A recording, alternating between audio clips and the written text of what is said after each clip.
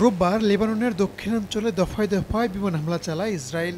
সশস্ত্র গোষ্ঠী হিজবুল্লাহর অন্তত ১১০টি ঘাঁটি স্থাপন লক্ষ্য করে এসব হামলা চালানো হয় বলে দাবি করেছে তেল আবিব। এর আগে শনিবার সশস্ত্র গোষ্ঠীটির অন্তত ২৯০টি স্থাপনে হামলা চালানোর দাবি করে ইসরায়েলি বাহিনী। ওই হামলায় হিজবুল্লাহর ১,০০০-এর বেশি রকেট উৎক্ষেপণ যন্ত্র ধ্বংসের কথা জানায় নেতানিয়াহু বাহিনী। অঞ্চলটিতে নিরাপত্তা নিশ্চিত না হওয়া পর্যন্ত প্রয়োজনীয় সবকিছুই করা হবে বলে জানান প্রধানমন্ত্রী বিনিয়ামিন নেতানিয়াহু।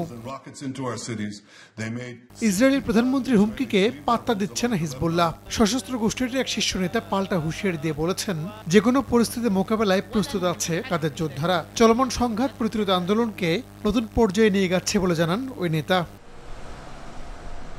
এদিকে ইসরায়েলের হামলার মুখে লেবাননের দক্ষিণাঞ্চলের সব ধরনের শিক্ষা প্রতিষ্ঠান বন্ধের ঘোষণা দিয়েছে সরকার। অন্যদিকে তেল আবিবও সংঘাতময় অঞ্চলে স্কুল বন্ধ রেখেছে।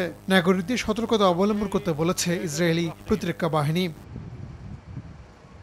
দুই পক্ষের পাল্টাপাল্টি আক্রমণের ঘটনা মধ্যপ্রাচ্যকে অস্থিতিশীল করে তুলেছে। যে কোনো সময় এটা আঞ্চলিক যুদ্ধের রূপ নিতে পারে বলে সংশয় প্রকাশ করেছেন অনেকে। তবে সংঘাত যাতে ছড়িয়ে না পড়ে তার জন্য চেষ্টা চালানোর কথা জানিয়েছেন মার্কিন president Joe Biden. Rahanul Rana, সময় সংবাদ।